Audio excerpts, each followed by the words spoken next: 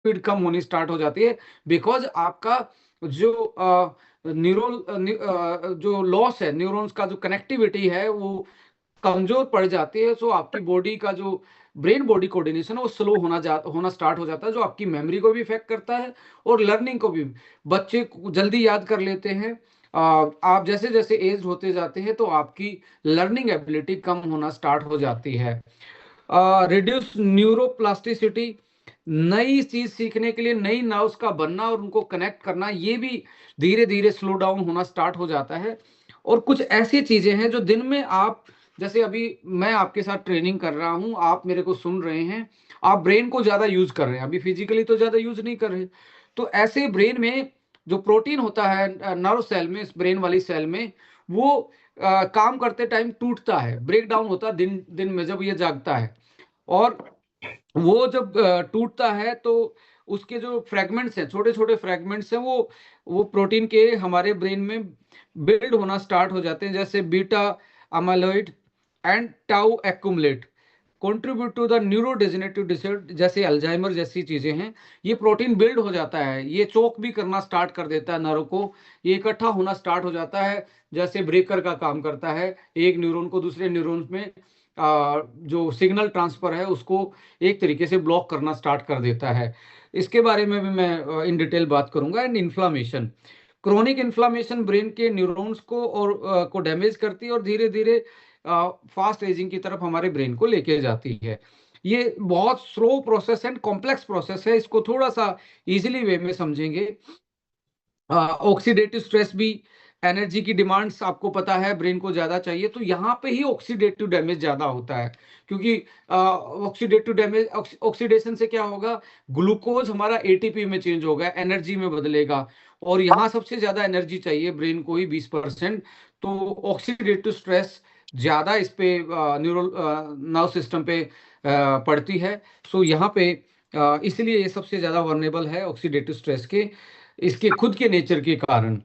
Hippocampus shrinkage, ये मैंने बताया था ब्रेन का वो वाला हिस्सा जो यहाँ पे था, जो आपकी लोकेशंस को, मेमोरी को, इमोशंस को, लर्निंग को कंट्रोल करता है, वो धीरे धीरे धीरे धीरे श्रिंकेज होना स्टार्ट हो जाता है, सिकुड़ना स्टार्ट हो जाता है, छोटा होना स्टार्ट हो जाता है, जिसके कारण एक तरीके से उसकी फंक्शनिंग रिड्यूस डाउन होना स्टार्ट हो जाती है। Prefrontal cortex decline, impact decision making, जो यहाँ का हिस्सा है, ये वाला हिस्सा है, ये एक तरीके से ये भी श्रिंकेज होना स्टार्ट होता है विद द एज, जो डिसीजन मेकिंग, प्लानिंग और प्रॉब्लम सॉल्विंग को हेल्प करता है, ये वाला हिस्सा। आप हमेशा देखिए, जब भी आपको कुछ याद नहीं आता तो आप यूं करते हो, यूं, इसका मतलब है इस हिस्से पे ही आपका फोकस जा रहा है अल्टीमेटली, और प्लानिंग करते हो ऐसे देख के। तो ये फ्रंटल जो हमारा प्री फ्रंटल कॉर्टेक्स वाला हिस्सा है, ये विद द टाइम ये भी सिकुड़ना स्टार्ट हो जाता है, ये भी इसका साइज छोटा होना स्टार्ट हो जाता है। सो ऐसे में आपकी decision making, planning, problem solving, आपको हमेशा एज पीपल को ये कहते हुए सुनते हैं, अरे अब मैं क्या ही डिसीजन लूंगा, बच्चों ने डिसीजन लेना, उसने डिसीजन, यहाँ पे रिस्क टेकिंग एक तरीके से कैपेसिटी वो कम होनी स्टार्ट हो जाती है, जस्ट बिकॉज आपका ब्रेन का जो वो हिस्सा है पर्टिकुलर, वो श्रिंकेज होना और उसकी उसकी अबनॉर्मलिटी होना स्टार्ट हो जाती है। So white matter change affect the communication between brain region, जो व्हाइट मैटर होता है एक दूसरे को सेपरेट कर रहा है, जो ब्रेन की लेयर्स अलग अलग हिस्सों को, वो एक तरीके से कम होना स्टार्ट होता है, जिसके कारण इंट्रा जो कम्युनिकेशन है, अंदर का जो कम्युनिकेशन वो इफेक्ट होना स्टार्ट हो जाता है। लेडीज एंड जेंटलमैन, कैसे पता लगे कि आपकी ब्रेन की एजिंग फास्ट चल रही है? सपोज करें आप 30 से या 40 साल के हैं, यदि आपको ये लग रहा है कि मुझे बार बार में मैं कोई चीज भूल रहा हूँ, और ऐसी चीजें भूल रहा हूँ जो फैमिली वर्ड्स हैं, फैमिलियर वर्ड्स जो पहले आपको आराम से याद रहते थे, अभी उनको बताने में या उनको एक तरीके याद रखने में आपको तकलीफ आ रही है, तो ये मेमोरी लैप्स का एक तरीके से साइन है, सिम्टम है, ये दिखाता है कि आपकी ब्रेन की एजिंग फास्ट चल रही है। फोकस के इश्यू आ रहे हैं, कॉन्सेंट्रेट नहीं कर पा रहे और एक ही टास्क पे बने नहीं रह पा रहे, तो ये भी आपकी ब्रेन की एजिंग को फास्ट लेके जा रहा है। मूड चेंजेस, बार बार में इरिटेशन हो रही है, बात करते टाइम भी किसी से बात करने का मन नहीं है, एंग्जाइटी, अकेला ही रहते हैं, डिप्रेशन है, सो ये भी एक सिम्टम्स है फास्ट ब्रेन एजिंग का। मेंटल फटीग रहता है, ब्रेन हमेशा स्लो टाइप के, लेथर्जिक टाइप के फील करे, कुछ काम करने का मन नहीं करता, it means your brain is at the fast pace ageing पे है। स्लीप डिस्टर्बेंस, ट्रबल स्लीपिंग, और नींद नहीं आती, जागते रहते हो, तो ये भी इंडिकेशन है कि आपका ब्रेन जो है वो फास्ट एजिंग पे चल रहा है। प्रोसेसिंग स्पीड है वो स्लो हो जाएगी, यानी कि slower thinker, decision making, decision नहीं ले पाते, आप सोचते रहते हो। और ये भी एक तरीके से आपके सिम्टम्स हैं ब्रेन की एजिंग के। लेडीज एंड जेंटलमैन, कैसे आज देखिए नींद का जो क्वालिटी और जो ड्यूरेशन है, यानी कि कितने नंबर ऑफ आवर्स की और कितनी अच्छी नींद, ये आज के टाइम पे बड़ा चैलेंज बनता जा रहा है सोसाइटी के लिए। स्लीप डेप्रिवेशन सोसाइटी डेवलप हो रही है। स्लीप डेप्रिवेशन का पूरी नींद नहीं ले पाना, क्वालिटी नींद नहीं ले पाना, या पूरा 6 से 8 घंटे का जो स्पैन है वो पूरा कंप्लीट ना कर पाना। इससे हो क्या रहा है, ये ब्रेन के क्लियरेंस को इम्पेयर कर रहा है। अब मैं आपको बता रहा हूं, जैसे आपको लगता है सबके घर में सिंक है, जब आपका सिंक चोक हो जाता है, यानी कि कुछ फंस जाता है, तो आप ज्यादा प्रेशर का पानी डालते हैं या गर्म पानी डाल देते हैं, जिससे कि पूरी पाइप क्या हो जाती है, साफ हो जाती है, और दोबारा से पैसेज क्लियर होके आपका पानी ड्रेनेज होना स्टार्ट होता है। ज्यादा पानी डाल डाल देते हैं सिंक में, तो प्रेशर के कारण सारी चीजें निकल जाती हैं।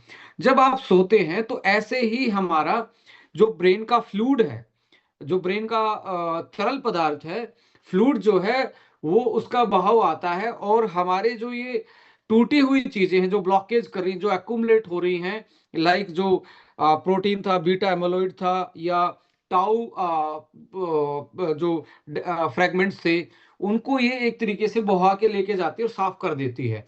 ये यदि साफ हो जाएंगे, मेमोरी, याददाश्त शक्ति, आपका effectiveness, decision making power, reflection fast हो जाते हैं। जब आप देखेंगे कई बार आप कम सोते हो, तो आपको लगता है कि सुबह सुबह एक तरीके से आपका अल्टीमेटली क्या, सुबह सुबह ये लगता है कि यार मुझे याद नहीं आ रहा, मूड नहीं अच्छा है, जस्ट बिकॉज ये क्या है कि आपका जो टूटा फूटा जो रास्ते में पड़ा था वो साफ नहीं हुआ है, और वो आपके थिंकिंग में, आपके कॉग्निटिव बिहेवियर में, आपकी मेमोरी में बीच में आ रहा है, सिग्नल को पूरा आगे नहीं जाने दिया जाता। जैसे रास्ते पे यदि कोई आंधी तूफान के बाद पेड़ पड़े होते हैं, तो आप गाड़ी आगे मूव नहीं कर पाते, या टेढ़ी मेढ़ी चलाओगे, तो ये हमारे प्रोसेस को स्लो कर देता है। सो स्लीप डेप्रिवेशन, ये जो टॉक्सिन्स, प्रोटीन इकट्ठे हुए हैं, उनको साफ, जो रात को होने थे वो साफ नहीं होते, वो क्लियरेंस नहीं मिलता उनको, और वो बिल्डअप होता स्टार्ट हो जाते हैं, और यही कारण बनते हैं अल्जाइमर, पार्किंसम के। Increase inflammation, chronic sleep loss trigger the inflammation and damage the brain cell. जो नए सेल बनने थे उसको, उसके रास्ते को, उसके प्रोसेस को भी डिस्टर्ब कर देता है।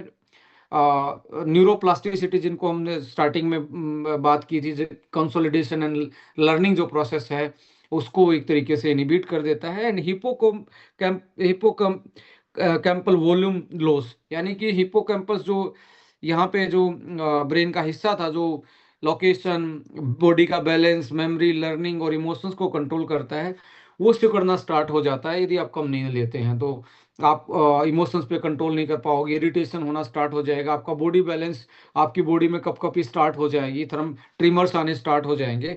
ये इंडिकेशन है हिपोकैम्पल वॉल्यूम लॉस एंड जो टॉक्सिन्स है उनका accumulation in the body. Ladies and gentleman, अभी जो मैं बात कर रहा था, दैट इज बीटा एमाइलोइड। ये एक ऐसा टॉक्सिन है जो आपके ब्रेन में डेली बनेगा, ये बाहर से नहीं आता है। ये आप यदि कम सोते हो, आप की नींद पूरी नहीं होती है, आपका, आप लोगों से मिलजुल के नहीं रहते, अकेले रहते हो, ज्यादा स्क्रीन टाइम देते हो, डाइट अच्छी नहीं लेते हो, ऐसे में ये इकट्ठा होना स्टार्ट हो जाता है। जैसे कि ये एक हेल्दी न्यूरॉन सेल है, ये एक हेल्दी न्यूरॉन सेल है। अब नॉर्मल न्यूरॉन जो है, यदि आप सोते नहीं है, तो इसके ऊपर ये कूड़ा करकट की तरह एक तरीके से डस्ट इकट्ठा होना स्टार्ट हो जाता है, जो यहाँ से सिग्नल, ये क्योंकि ये न्यूरोप्लास्टिसिटी क्या थी, एक तो कनेक्शन बनाना दूसरे न्यूरॉन्स के साथ, और यहाँ से मैसेज ट्रांसफर करना, यहाँ मैसेज आके माइलिन सीट पे अटक जाएगा, यानी कि आगे ट्रांसफर नहीं होगा। और यही जब आप एमआरआई स्कैन देखा जाता है किसका, जो अल्जाइमर के हैं, पार्किंसम के, और जो गजनी जैसे लोग हैं, यानी कि जो शॉर्ट टर्म मेमोरी लॉस वाले हैं, उनके इसमें ये इकट्ठा हो जाता है, जिससे सिग्नल जो है एक से आगे नहीं बढ़ पाता, इसके कारण, इसके एक्युमुलेशन के कारण। सो ये यहाँ पे इकट्ठा हो के ऐसे प्लग बनाना स्टार्ट कर देता है, ये फिर जमा, ये इकट्ठा होना स्टार्ट हो जाता है एक एरिया में। कई बार ये ब्लॉकेज करना स्टार्ट कर देता है। अल्टीमेटली ब्रेन एक तरीके से बहुत सारी बीमारियों की तरफ, न्यूरोडिजेनरेटिव बीमारी की तरफ चलना स्टार्ट हो जाता है। सो बीटा अमाइलॉइड क्या है? पेप्टाइड फ्रेगमेंट है, जो अमाइलॉइड प्रिकर्सर प्रोटीन जो हमारे ब्रेन में होता है, वो उसके फ्रेगमेंट उसके टूटने से होता है, जो कि डेली प्रोसेस होता है। ये टॉक्सिक प्लग बना देता है आउटसाइड न्यूरॉन, ये न्यूरॉन के बाहर, जो अल्जाइमर डिजीज में मिलता है बेसिकली, जो डिस्टर्ब कर देता है सेल के function and leading to neuro degeneration, और लास्ट में न्यूरो को, नर्वस सिस्टम को डिजनरेट यानी कि तोड़ना स्टार्ट कर देता है।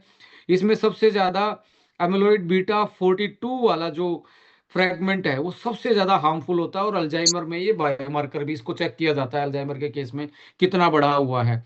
सो ये एक तरीके से टॉक्सिन है हमारी मेमोरी, हमारे ब्रेन के लिए, और हमारी ब्रेन की एजिंग को ये फास्ट करता है।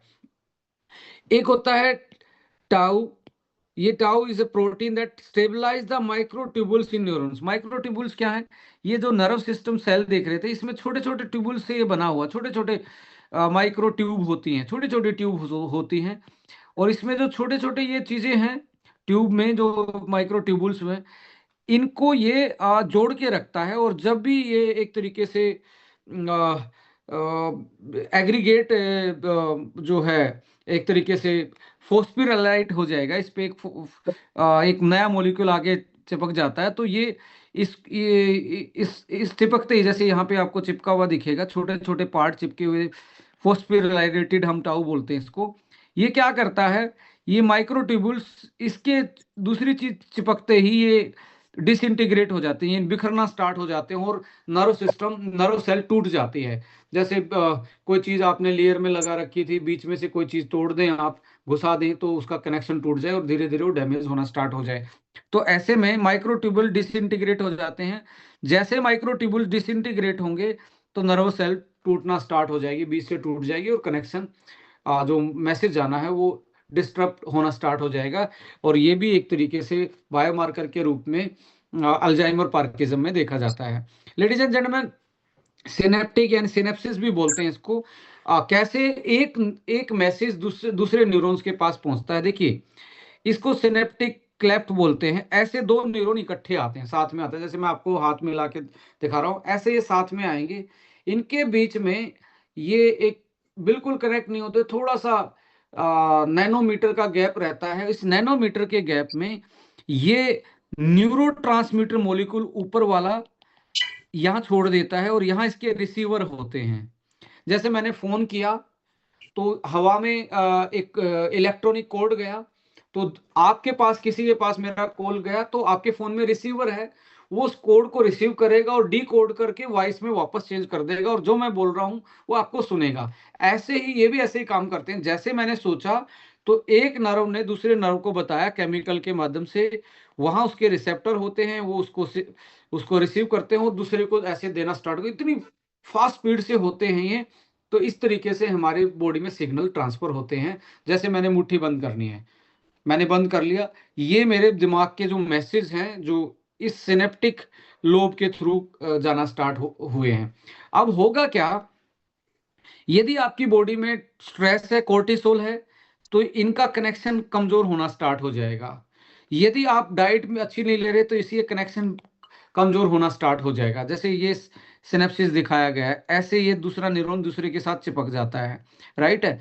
तो ये 20 से 40 नैनोमीटर का ही होता है, और न्यूरोकेमिकल रिसेप्टर और ट्रांसमीटर एक दूसरे से न्यूरो ट्रांसमीटर के थ्रू, केमिकल के थ्रू ये अपना मैसेज कैरी करते हैं। सो ये क्रूशियल है हमारे communication between brain cell and enabling learning, memory और ओवरऑल ब्रेन फंक्शन। इसी के तरीके से हम सीखते हैं, ट्रेन होते हैं, और हमारी पूरी बॉडी पे एक दूसरे पे कंट्रोल पूरी बॉडी पे कर पाते हैं। सो ये कैसे कोर्टिसोल क्या होता है, स्ट्रेस की हार्मोन, जब स्ट्रेस रहती है तो कोर्टिसोल नाम का हार्मोन हमारी बॉडी में बनता है, जो एड्रेनलिन ग्लैंड से बनता है, जो किडनी के ऊपर होती है, वहां से ये बनता है। ये क्या करता है, रिड्यूस सिनेप्टिक प्लास्टिसिटी, यानी कि इससे जो कनेक्शन था ये इसको रिड्यूस करना स्टार्ट कर देता, कम कम करना स्टार्ट कर देता है। डेंड्रेटिक एट्रोपी, यानी कि excess cortisol shrink the dendrites reducing the surface areas. ये जो डेंड्राइटिक का मतलब है, ये वाला जो इसका न्यूरोसेल का जो ये आप फ्रेगमेंट्स देख रहे हैं, इनको मारना स्टार्ट कर देता है। जो रिसीवर और ये हैं, इनको ये मरना स्टार्ट हो जाते हैं कोर्टिसोल की वजह से, ये डैमेज होना स्टार्ट हो जाते हैं। ग्लूटामेट रेगुलेशन होता है, cortisol increase glutamate release, and वो हमारी इसको एक तरीके से डैमेज करना स्टार्ट किया। इसके लिए जहर है, टॉक्सिन का काम करता है। और हिपोकैम्पल इंपैक्ट करता है। स्ट्रेस क्या करती है, जो हमारे हिपोकैम्पस वाला एरिया है, वो जो मेमोरी को और एक तरीके से क्रूशियल फॉर मेमोरी है, उसको कोर्टिसोल क्या करता है, वो बहुत सेंसिटिव होता है वो हिपोकैम्पल कोर्टिसोल से, और सो आपकी सिनेप्टिक फंक्शन को कमजोर करता है, जिससे आपकी मेमोरी लर्निंग वीक होना स्टार्ट होती है। इसलिए बोला जाता है चिंता चिता के समान है, क्योंकि आपका ब्रेन आपकी बॉडी से कनेक्शन लूज करना स्टार्ट करेगा, और आप हो सकता है कि आपका हार्ट बीट अलग काम कर रही है, आपका गट लाइन अलग काम कर रहा है, आपके हॉर्मोन्स अलग बन रहे हैं, आप धीरे धीरे आदमी फास्ट एजिंग की तरफ चला जाता है। Ladies and gentleman, chronic stress जो है हिपोकैम्पल डैमेज तो करता ही है, न्यूरोप्लास्टिसिटी को डिस्टर्ब करता है, अमाइलॉइड प्लग बिल्डअप करता है, जो मैंने बताया था कि वो जो टॉक्सिन फ्रेगमेंट है प्रोटीन के, वो एक्युमुलेट होना स्टार्ट हो जाते हैं, और बंदा धीरे धीरे अल्जाइमर की तरफ चला जाता है। So inflammation, damage to the brain cell, ये सारी चीजें स्ट्रेस, क्रोनिक स्ट्रेस की वजह से, कोर्टिसोल की वजह से हमारे ब्रेन में इंड्यूस होती हैं। एक्सेसिव स्क्रीन एक्सपोजर, ज़्यादा आप यदि मोबाइल पे या लैपटॉप पे ज़्यादा ब्लू रेज के उसमें आते हैं, वो भी आपकी ब्रेन की एजिंग को एक तरीके से बढ़ाता है। जैसे कि blue light disruption, blue light क्या करेगी, जैसे अभी हम रात को बैठे हैं, लगभग लगभग 8:45 के आसपास टाइम हुआ है, यदि हम लगातार फोन को देख रहे हैं या ब्लू लाइट को देख रहे हैं, तो हमारे ब्रेन का वो हिस्सा जो नींद दिलाने में हमारी हेल्प करता है, वो मेलाटोनिन बना ही नहीं पाता, क्योंकि उसके पास सिग्नल दूसरे आ रहे हैं। अब मेलाटोनिन नहीं बनेगा, तो जो रात को साफ सफाई वाला काम है, जो बहा के लेके जाता है जो टूटी फूटी चीजों को, वो पूरा ही नहीं होगा, जिसको हम बोलते हैं सिरकेडियन साइकिल, कि कैसे हमारी बॉडी का पूरा साइकिल नेचर के साथ चलता है, टाइमिंग के अनुसार चलता है। इसलिए लाइट बंद करके रात को ही सोने का टाइम सबसे बेस्ट इसलिए होता है, बिकॉज जैसे लाइट बंद होती है, सूरज ढलता है, तो ब्रेन का वो हिस्सा एक्टिवेट होता है और मेलाटोनिन बनना स्टार्ट हो जाता है। ब्लू रेज क्या करती है, स्क्रीन क्या करती है, मेलाटोनिन के प्रोडक्शन को कमजोर कर देती है, इसलिए हमारी इंसोमेनिया, नींद, डिप्रेशन, एनजाइटी, और ब्रेन में मेमोरी लॉस और फटीग जैसी चीजें आपको ज्यादा आनी स्टार्ट हो जाती है। और जो लोग ज्यादा फोन देखते हैं, उनको आप देखेंगे एनजाइटी, स्ट्रेस के साथ साथ ऐसी लाइक क्रोनिक पेन भी उनको मिलेगा, और उनको लाइक माइग्रेन जैसी शिकायत भी आपको देखने को मिलेगी। कग्निटिव ओवरलोड हो जाता है, यानी कि कितना डाटा इसके पास है, वो प्रोसेसिंग ओवरलोड हो जाती है, ज्यादा हो जाता है, जिसके कारण मेंटल फटीग और डिक्रीज अटेंशन स्पैन, अटेंशन आपका डिक्रीज होना स्टार्ट हो जाएगा। सोशल आइसोलेशन हो जाता है, फेस टू फेस इंटरेक्शन नहीं है, जो आपके इमोशंस को इम्पैक्ट करता है, और सेडेंटरी बिहेवियर होना स्टार्ट हो जाता है। ये भी एक तरीके से हमारी ब्रेन की एजिंग को फास्ट कर रहा है। लेडीज एंड जेंटलमैन, एनवायरमेंट से आने वाले बहुत सारे टॉक्सिन्स हैं, जो पॉल्यूशन, एयर पॉल्यूशन से आ रहे हैं, हैवी मेटल्स जो लेड, मरकरी, कैडमियम जैसी चीजें आ रही हैं, वो भी न्यूरोडिजेनरेटिव का कारण बनती है। पेस्टिसाइड उनमें से अल्जाइमर, पार्किंसम जैसी चीजों को बढ़ावा देते हैं। इंडस्ट्रियल केमिकल हैं जो ट्राइको इथाइलिन जो है, वो भी आपकी मेमोरी के साथ एक तरीके से इम्पैक्ट डालता है, इंडस्ट्रियल वेस्ट में जो पाया जाता है। लेडीज एंड जेंटलमैन, कुछ न्यूट्रिएंट्स की डेफिशिएंसी भी फास्ट एजिंग कर सकती है, जैसे ओमेगा। आपको पता है ब्रेन सबसे ज्यादा ओमेगा किसको चाहिए, सबसे ज्यादा गुड फैट किसको चाहिए, ब्रेन को चाहिए। सबसे ज्यादा कैलोरी किसको चाहिए, ब्रेन को चाहिए। ओमेगा की डेफिशिएंसी भी, ओमेगा क्यों चाहिए, क्योंकि जो ये नर्व सेल बना हुआ है, जो इससे ये वाला जो माइलिन, इसके थ्रू जो मैसेज जाता है, ऊपर की जो सीट है, जो ऊपर का कवर है, माइलिन सीट जो है वो ओमेगा की बनी होती है। ओमेगा कम होगा तो रोड, जैसे रोड में गड्ढे हो जाएंगे तो आप गाड़ी फास्ट नहीं चला पाएंगे। ऐसे ही ओमेगा ज्यादा रखेंगे तो रोड साफ रहेगा, बिल्कुल सीमेंटेड रोड रहेगा तो आपकी गाड़ी तेज चलना स्टार्ट होगी। ऐसे ही हमारे नरों के सिग्नल फास्ट हो जाएंगे और हमारी जो बेसिक इंटीग्रिटी है सेल की वो मेंटेन रहेगी और हमारा नर्व सिस्टम अच्छे से काम करेगा। विटामिन की डी की डेफिशिएंसी भी डिमेंशिया जैसी और मेमोरी लॉस जैसी चीजों को एक तरीके से उनके रिस्क को बढ़ाती है। कुछ बी कॉम्प्लेक्स विटामिन है, B6 है, फोलिक एसिड है और आपका B12 है। ये भी, ये आपकी बॉडी में हीमोसिस्टिन बढ़ा देते हैं। हीमोसिस्टिन भी एक तरीके से बायोमार्कर है एजिंग का, और ये न्यूरोडिजेनरेटिव रिस्क को भी बढ़ाता है इनकी कमी। एंटीऑक्सीडेंट की डेफिशिएंसी जैसे vitamin C, vitamin E, selenium, ये क्या करते हैं, ये ऑक्सीडेटिव स्ट्रेस को कोप अप करते हैं, क्योंकि सारी चीजें ब्रेन में क्रॉस नहीं करती हैं। सबसे पहले तो हमें ये ध्यान रखना है, ब्रेन जो बैरियर वॉल है सारी चीजें क्रॉस नहीं हो, कुछ ही वाइट एंटीऑक्सीडेंट होते हैं जो इसको क्रॉस कर पाते हैं। उनमें से जैसे एस्टाजेंथिन है, सेलेनियम है, विटामिन ई है, विटामिन सी है। ये इनकी कमी भी आपको ब्रेन की एजिंग को फास्ट करती है। ये हम बात कर ही चुके हैं कैसे स्ट्रेस और स्क्रीन का कनेक्शन है और कैसे हमारी एक तरीके से ब्रेन की एजिंग को फास्ट करती है। जैसे सोशल मीडिया स्ट्रेस जो है, एक तो कंपैरिजन में डाल देती है, ये ऐसा दिख रहा है तो मैं कैसा दिख रहा हूँ, यानी कि fear of missing out, FOMO बोलते हैं, फियर ऑफ मिसिंग आउट। मेरे पास ये नहीं है, उसके पास ये है, तो आदमी ऐसे कंपैरिजन में घुस के स्ट्रेस में आ जाता है। तो फोमो भी एक तरीके से सोशल मीडिया स्ट्रेस है, वो भी हमारी एजिंग, ब्रेन की एजिंग को फास्ट कर रही है और हमारी मेमोरी को एक तरीके से या मूड को डिसबैलेंस कर रही है। लेडीज एंड जेंटलमैन, मेलाटोनिन का बारे में मैंने बताया, स्लीप को डिस्टरबेंस, ऑक्सीडेटिव स्ट्रेस और न्यूरो इन्फ्लामेशन बढ़ जाता है just because of disruption of melatonin production. इसके साथ साथ कुछ ऐसी ड्रग्स हैं जैसे बेंजो डायाजेफिन नाम की जो ड्रग्स है, ये बेसिकली डिप्रेशन के केस में दी जाती हैं। यदि इनको लगातार लिया जाए तो डिमेंशिया होना स्टार्ट हो जाता है, सिडेटिव इफेक्ट है इनका। एंटी क्लोरिन जेनिक जो ड्रग्स होती हैं बेसिकली, जैसे लंग्स और बाउल मूवमेंट में कई बार एसिटाइल कोलिन की वजह से उनको ब्लॉक किया जाता है कि उसको मेंटेन करने के लिए, कुछ बॉडी के फंक्शन को मेंटेन करने के लिए। इससे भी कॉग्निटिव फंक्शन, क्योंकि ये न्यूरोट्रांसमीटर का काम करता है, उसको ब्लॉक किया जाएगा तो कॉग्निटिव डिक्लाइन होगा, रिफ्लेक्शन स्लो हो जाएंगे। बहुत सारे पेन किलर हैं जो कि न्यूरो डिजेनरेटिव काम काम करते हैं, यानी कि सीधा ब्रेन को डैमेज करते हैं। खून पतला करने वाली स्टेटिन्स जो ब्लड थिनर के रूप में दी जाती हैं, बहुत सारे लोग बीपी वाले पेशेंट, हार्ट के पेशेंट इन चीज़ों को लेते हैं, ये भी हमें कॉग्निटिव साइड इफेक्ट हैं और एक तरीके से ब्रेन की को डैमेज करते हैं। जो सुबह सुबह जो लोग प्रोटॉन पंप इनहिबिटर लेते हैं, यानी कि एंटा एसिड जो लेते हैं, वो लॉन्ग टर्म यूज भी डिमेंशिया के रिस्क को बढ़ाता है। जो बहुत सारे आज लाइफस्टाइल में लोग अपना ड्रग्स ले रहे हैं, जो डेली मेडिकेशंस पे हैं, स्ट्रेस को कम करने की है, पेन किलर है, खून पतला करने वाली एंटा एसिड है, ये ब्रेन की फास्ट एजिंग करती हैं।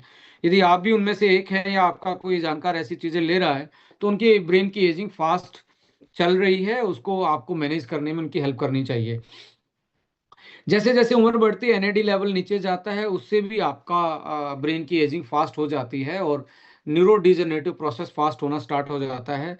DNA repair, neuro protection, energy metabolism, और ये सारी चीज़ें कहीं ना कहीं एक तरीके से हमारी ब्रेन की एजिंग को फास्ट करती हैं। एनएडी लेवल भी एक बहुत बड़ा, साइंटिफिकली आज के टाइम पे एंटी एजिंग में न्यूरो एनएडी बूस्टर्स के रूप में बहुत सारी चीज़ें हैं। जैसे हमारे यहाँ यंग फ्यूल है जो हम बात करते हैं हर मीटिंग में। कैसे इवेलुएट करेंगे कि जैसे ब्लड टेस्ट में एनएडी लेवल भी पता लगा जा सकता है। कुछ इन्फ्लामेशन मार्कर हैं, सीआरपी है, high sensitive C reactive protein और इंटरल्यूकिन 6 ये हमारे इन्फ्लामेशन के मार्कर हैं। हीमोसिस्टिन लेवल है, विटामिन डी की डेफिशिएंसी है, बी 12 की डेफिशिएंसी, ओमेगा लेवल, इन चीज़ों का, और कोर्टिसोल लेवल।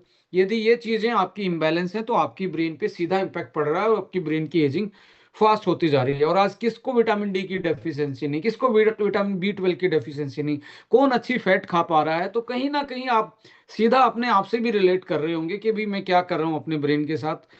सो एपो E4 एलील जो अल्जाइमर के रिस्क के साथ कनेक्टेड है, ये भी एक तरीके से जेनेटिक टेस्टिंग है।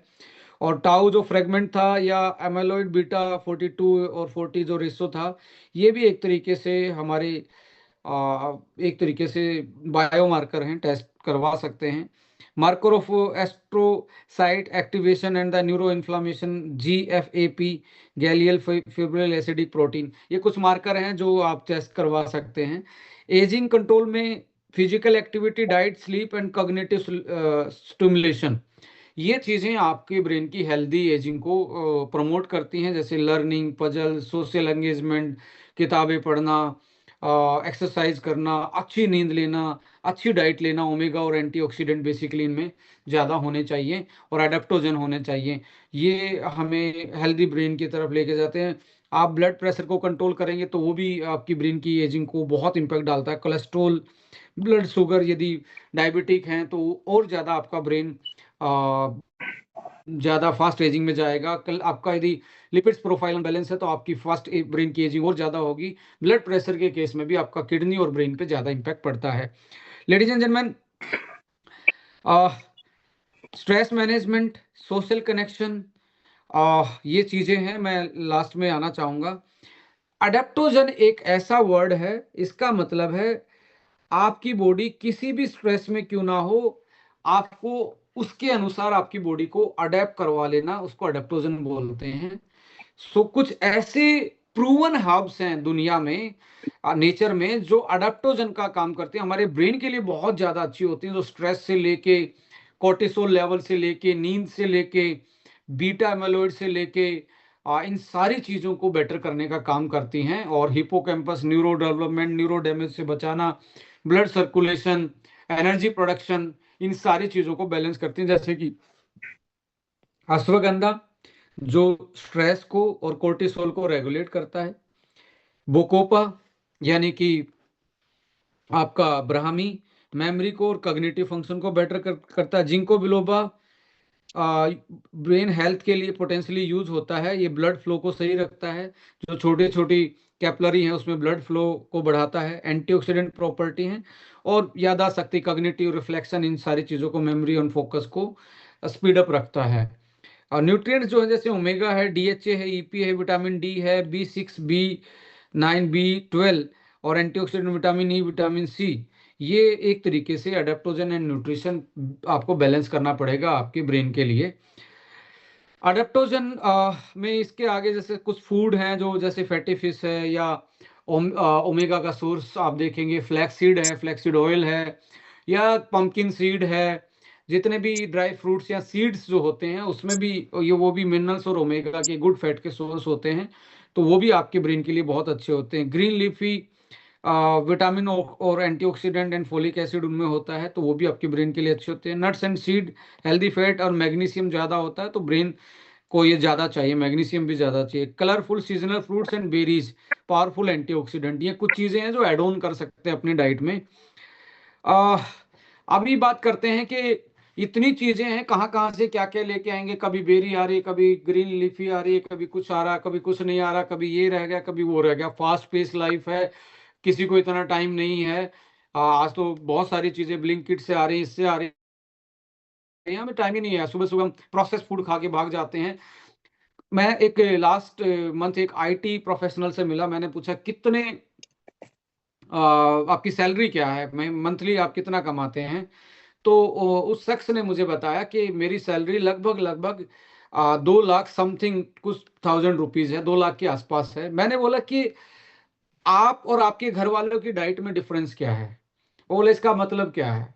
मैंने बोला कि इसका मतलब इतना ही है कि आप जिससे 2 लाख कमाते हो उसको क्या दे रहे हो।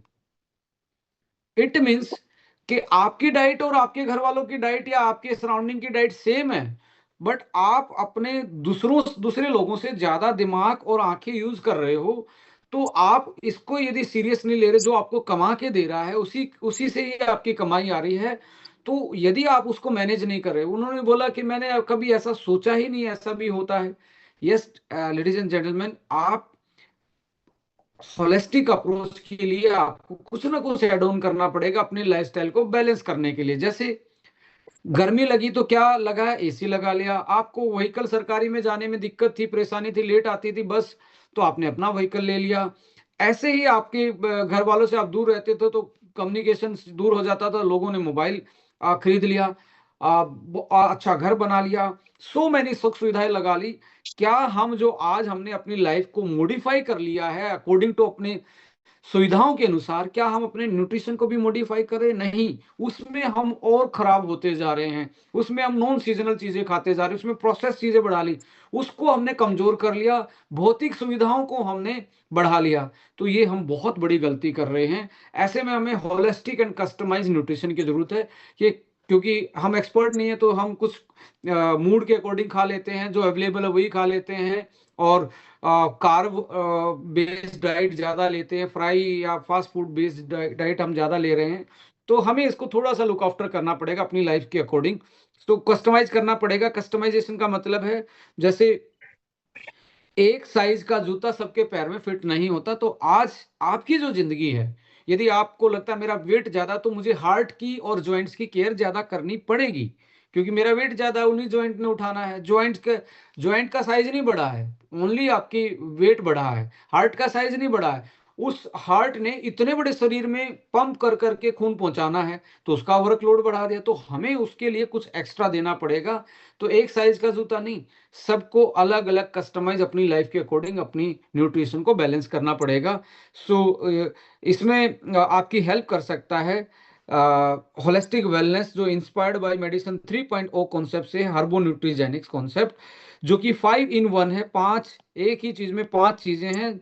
जैसे कि प्रोबायोटिक जो आपकी गट को, आपके डाइजेशन को बेटर रख सकता है, एंटीऑक्सीडेंट जो सेल को प्रोटेक्शन दे सकता है, सेल को डिटॉक्सिफिकेशन कर सकता है, आयुर्वेदा यानी कि बोटनिकल हर्ब्स के जो एक्सट्रैक्ट हैं वो आपकी इम्यूनिटी के को, और आपकी जो सिम्टम्स आ रहे हैं, जो आपको लग रहा है कि मुझे कोई बीमारी इंड्यूस हो चुकी है, कोई सिम्टम्स आ रहा है, उसको रिकवरी सेफ तरीके से करवाते हैं। और जो आप डाइट से कंप्लीट नहीं ले पाते, वो आपकी डाइट में ये एड ऑन कर रहा है, और साथ में डीएनए तक जो आपके फंक्शन है, जीन के एक्सप्रेशन, उसको बैलेंस करने का काम कर रहा है। ये 5 in होलिस्टिक कॉन्सेप्ट है।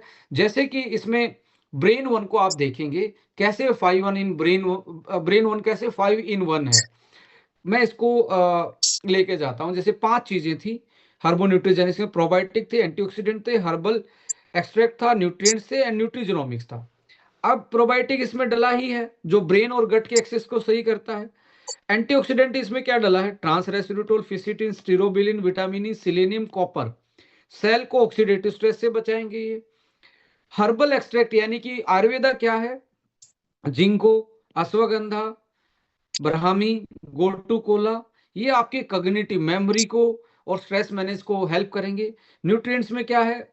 गुड ओमेगा है, डीएचए, डोकोसा हेक्सानोइक एसिड, विटामिन बी 6 इसमें है, बी 12 इसमें, बी 1 इसमें, फोलिक एसिड है, जिंक है, एंड मैग्नीशियम भी इसमें है।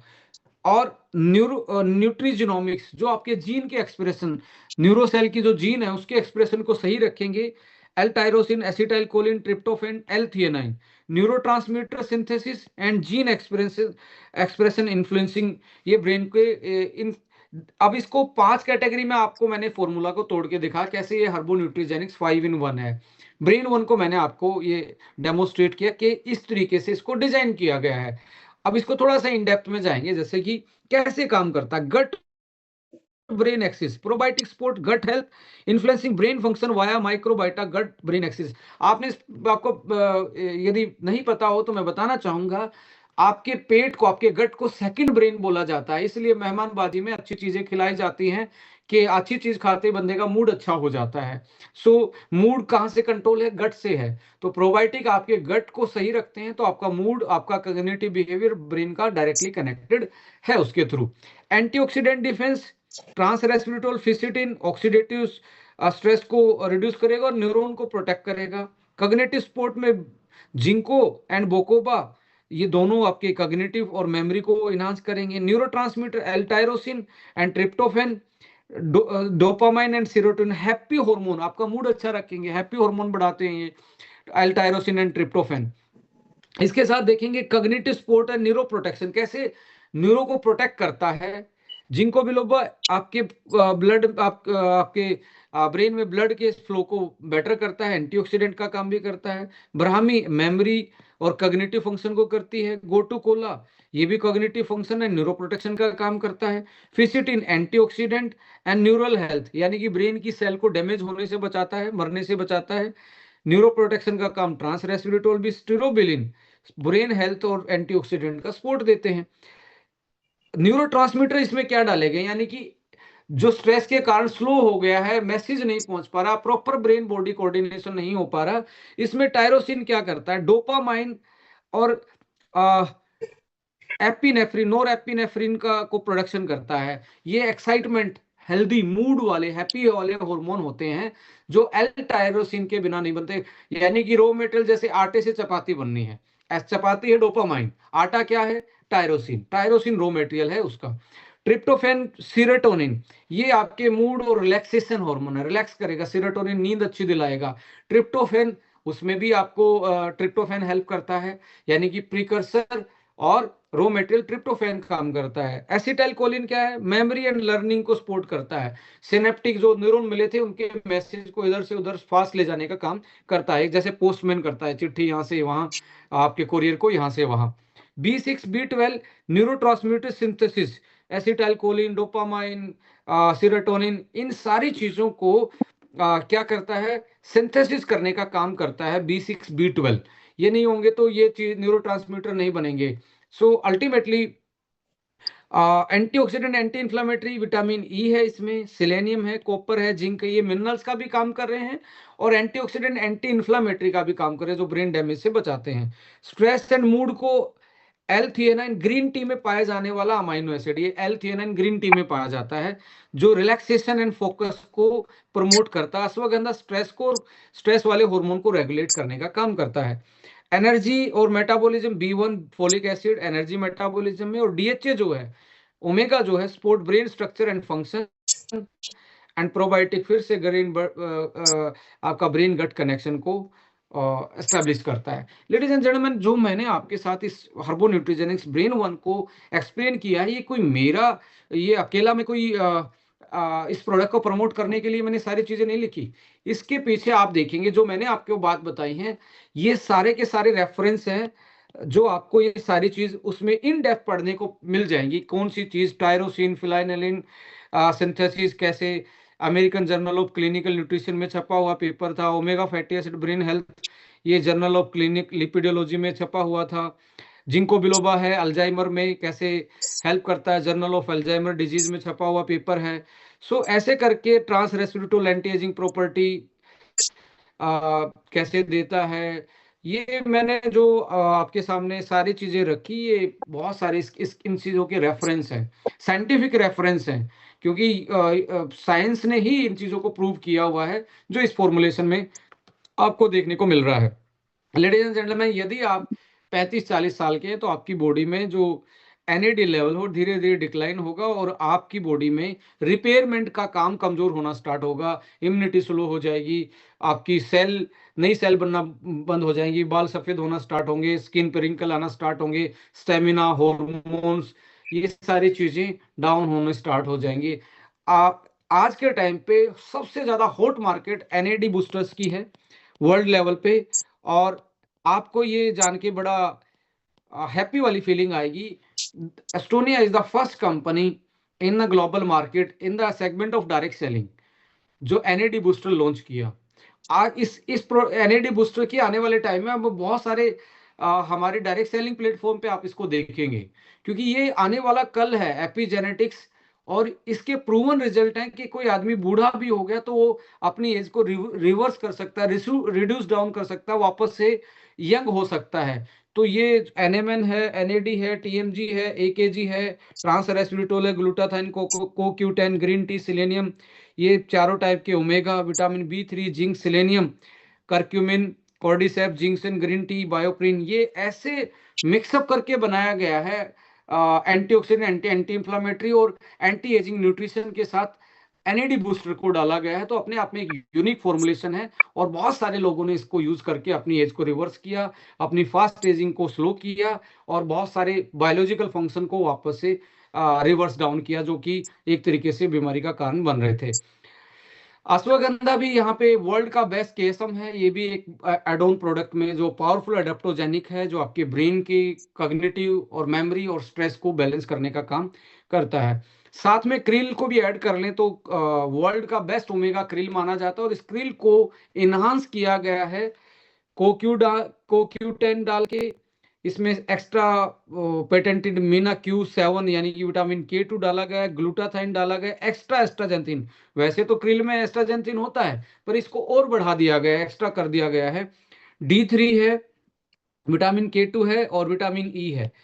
तो अल्टीमेटली यदि सही कॉम्बिनेशन देखा जाए, यदि आप हेल्दी हैं, यदि हेल्दी हैं पर आईटी सेक्टर में काम कर रहे हैं, आपका स्क्रीन एक्सपोजर ज़्यादा है, आपका शेड्यूल सही नहीं है, रात को लेट आ रहे हैं, तो आपको सबसे अच्छा क्या करना है, ब्रेन, ये उन कैटेगरी के लिए है, ब्रेन वन जो है, एक ब्रेन वन और एक आपने क्रिलवल सोते टाइम आपने ले लेना है, राइट। सुबह आपने, मॉर्निंग में आपका रूटीन रहेगा, ये आपका इवनिंग का है, ये आपका मॉर्निंग है। सुबह आपने यंग 2 कैप्सूल और दोपहर को आपको अश्वावन 1 कैप्सूल। ये बेस्ट रहेगा आपकी एजिंग को मेंटेन करने का, और साथ में ब्रेन को एक्स्ट्रा यूज कर रहे हैं तो ब्रेन को प्रॉपर एक तरीके से आप अपने फंक्शन को, अपने ब्रेन की अनहेल्दी एजिंग को कंट्रोल कर सकते हैं। यदि किसी को अल्जाइमर है, उस केस में आपने सुबह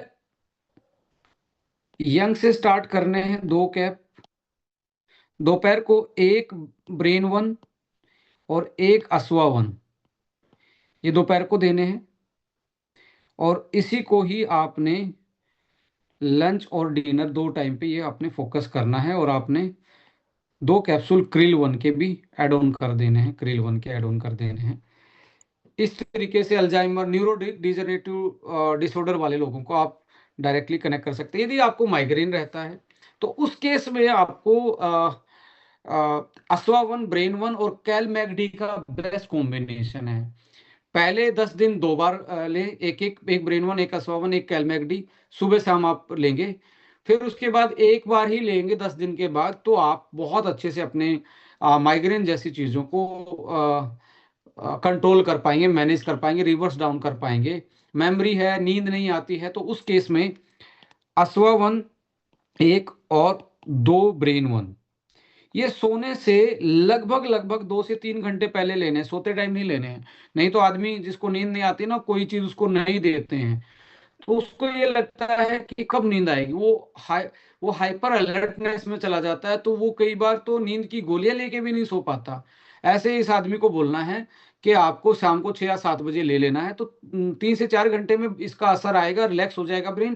पहले 1-2 दिन के बाद उसको काउंसलिंग करनी है कि आपने नींद के लिए नहीं लेना, ये ब्रेन को रिलैक्स करना। 3-4 दिन लगेंगे, धीरे धीरे उसका स्लीप स्कोर बढ़ेगा, थोड़ी थोड़ी नींद आनी स्टार्ट होगी।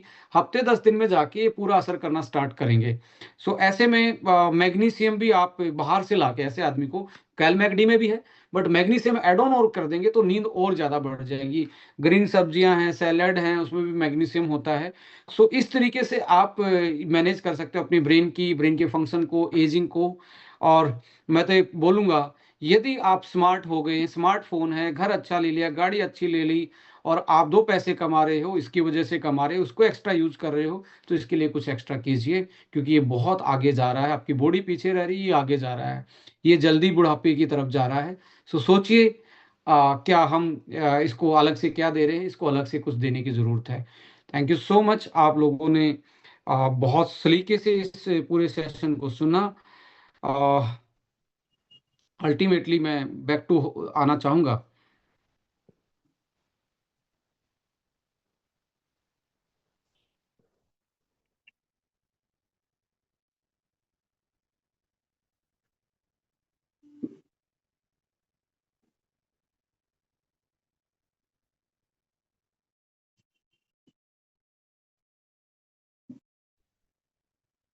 अगले अगले हफ्ते हम मिलेंगे। हमारे हार्ट की कैसे एजिंग होती जा रही है और कैसे हम हार्ट एजिंग को बेटर कर सकते हैं, कैसे अपने हार्ट का अच्छे से ख्याल रख सकते हैं, कैसे हम उसको एक लंबी रेस का घोड़ा बना सकते हैं, साथी बना सकते हैं। हार्ट के बारे में बात करेंगे उससे। आज हमने ब्रेन के बारे में बात की। और देखिए, फिर से मैं बोलना चाहूँगा, सीजनल, नेचुरल, अनप्रोसेस्ड फूड आपके लिए अच्छा होता है।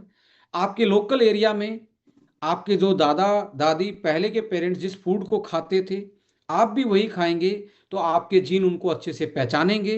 और उनको अच्छे से पहचानेंगे तो आपकी बॉडी में कुछ अच्छे कामों को करते रहेंगे। यदि उसको वो पहचान नहीं पाए, जैसे आज pizza, pastry, burger, French fry, pack food, process food, ये हमारे दादा दादी ने कभी, पहले की जनरेशन ने कभी नहीं खाए, तो उनका जीन इनको नहीं पहचानता, क्योंकि वो जीन उधर से ही आया है।